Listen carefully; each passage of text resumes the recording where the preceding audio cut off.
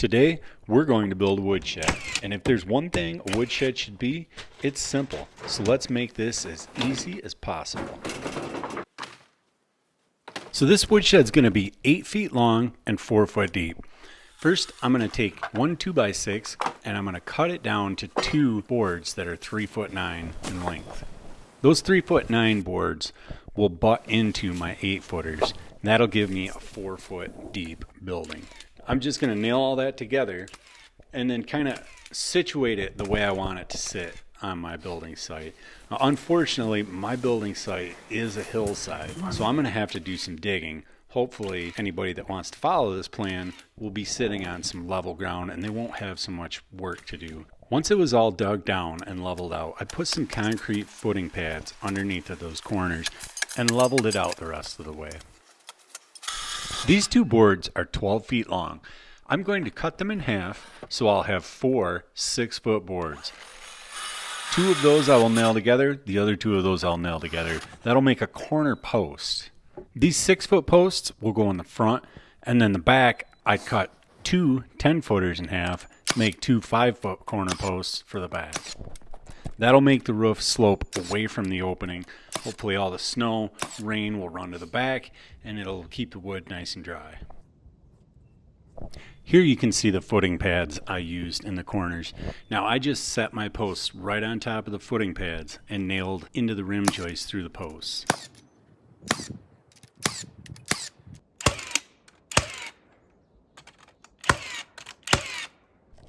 So I marked my post low enough that the header will be a little bit below the top of the post, probably a couple inches. That way I can nail my end rafters right to the side of the post. They'll sit on top of the header, but they'll also nail to the post. This just makes it quick and easy. That way I don't have to bother with cutting birds' mouths in the rafters. I just sit it on the header, nail it to the post, good to go. Now you can see my posts aren't perfectly plumb, but that's not a big deal. There's only a couple nails holding the bottom of each post. So now that they're tied together, I'll put the level on them, square them up, and then drive a bunch of nails in the bottom to hold them in place.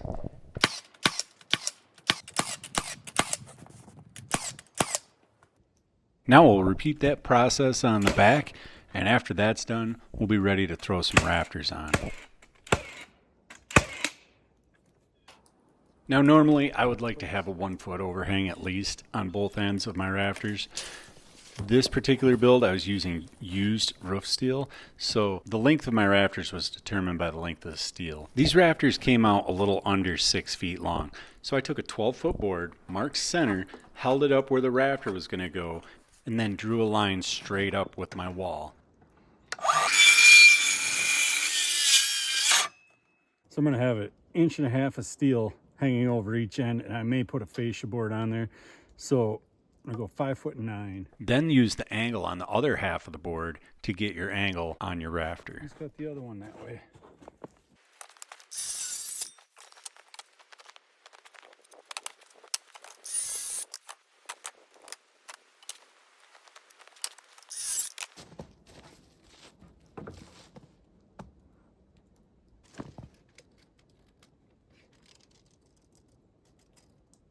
Nine inches off the back of this 2x6. Since mine wasn't even, I decided to put a little more overhang on the front than the back. The board below the rafter is just clamped in place, holding the spacing between the 2 posts so that it's right at 3'9".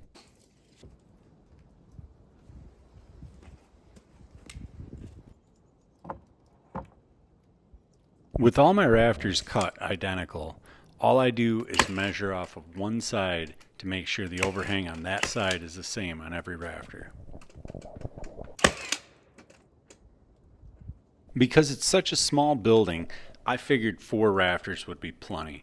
So, being that it's 8 feet, my rafter spacing is 32 inches on center.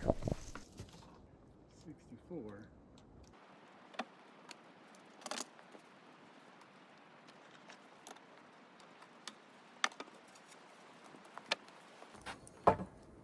Better like that.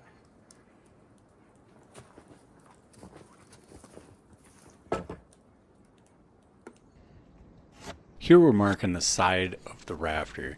That rafter will butt up to that line, and I'm going to put this block of wood vertical up past it and nail into that block through the rafter.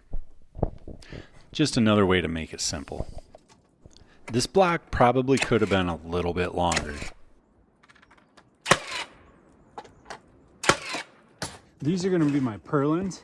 I'm using 3 sheets of steel, which will give me 9 feet of steel. I'm going to leave an inch overhang on each end of the steel. So I'm going to cut these purlins down to 8'10".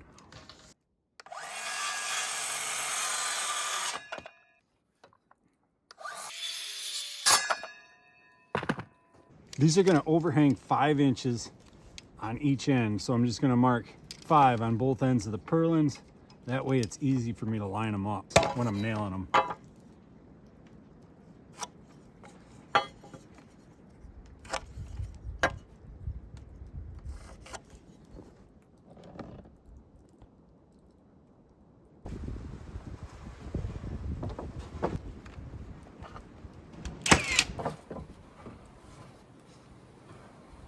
I think this one. 61 3/4. 30 7/8, I believe. The center. Yep.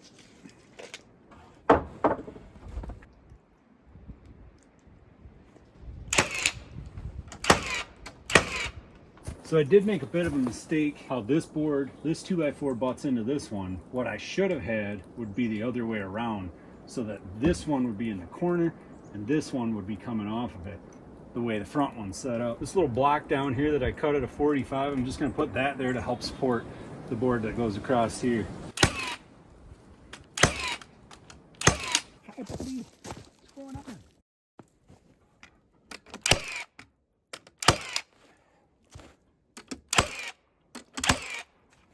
Charlie, I'm closing in on you, buddy.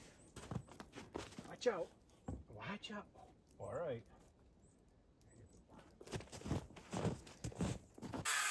This floorboard needed to be notched to go around the post. That's really not that hard to figure out. You just set it down next to the post the way it needs to be and mark it with a speed square and a pencil.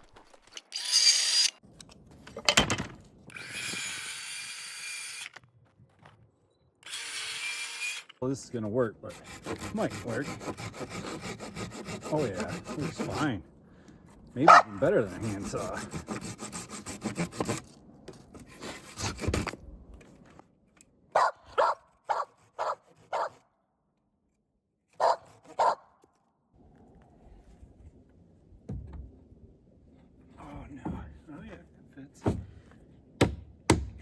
For the floor, I used 2x6s. They're 8 feet long. I just cut them in half perfectly. The back butts up with the very back board. The front overhangs whatever it overhangs. That allows the siding on the back to go down past the floorboards.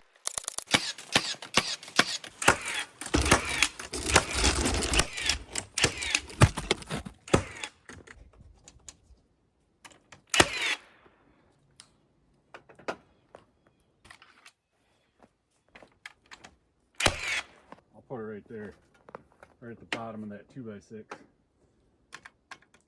Honestly, it might not be a bad idea to have a couple more 2x4s going along the ends to help stop wood from falling into your siding. For the most part, you're not going to have enough wood stacked in here to push the siding off anyways, but it might be a good idea.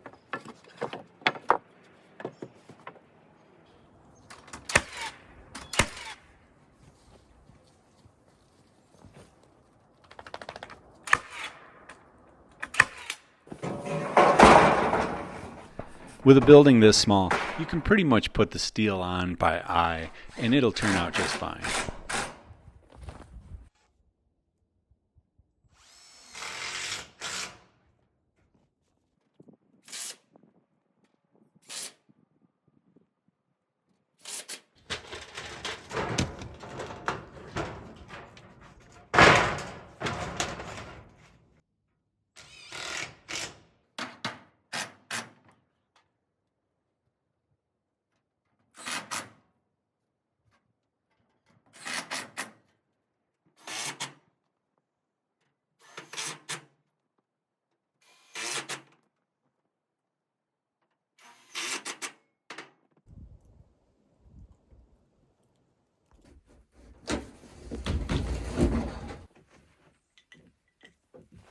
I'm gonna go 67.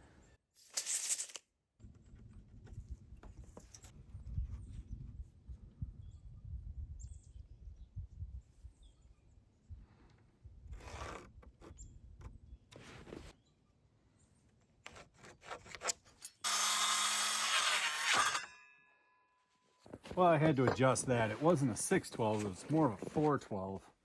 I need to square this in. Those two are lined up. Just gonna do this. That'll be the next one.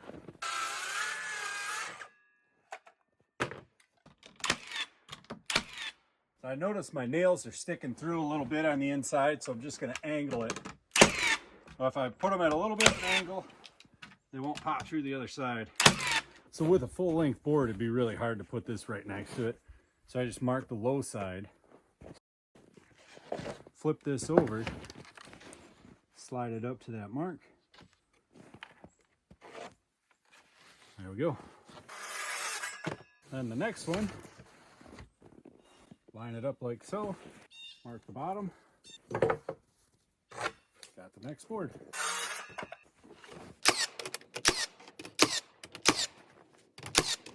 This last one's not going to be very wide. I'll save this for later.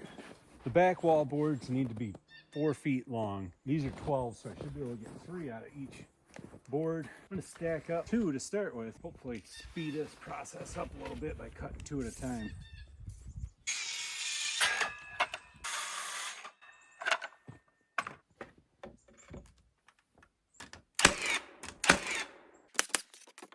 Now, these siding boards are rough sawn white pine and they're pretty green, so when they dry I'm going to end up with probably about a 1/4 inch to a 1/2 inch gaps between each board, which isn't going to be a big deal. It'll still stop most of the snow, most of the rain, and it'll let more air flow through to help dry that wood, season it a little better.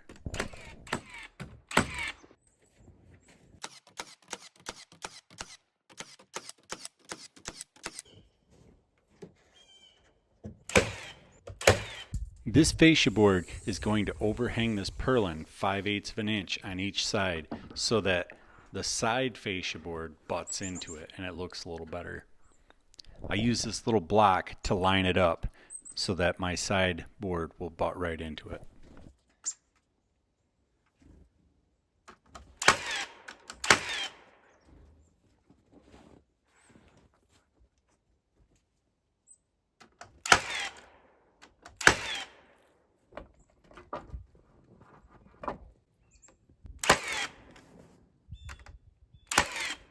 I got one last piece.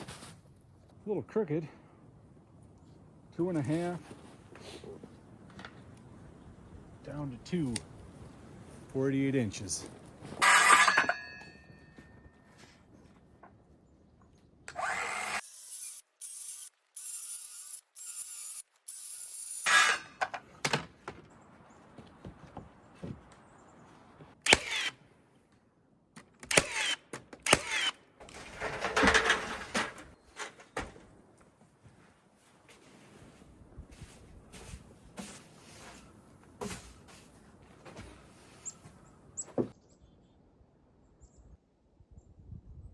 So there we have it, a super simple, easy to build woodshed.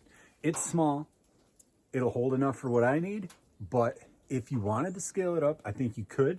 I think if you did, you'd probably want to add another header in the front and back so it had double headers supporting the roof better. And if you went deeper this way, I would definitely add a support beam under the floor joist in the center. But all in all, it's an easy, simple way to build. I hope you found this video helpful and I hope you enjoyed it. Thanks a lot for watching, and we'll be seeing each other real soon.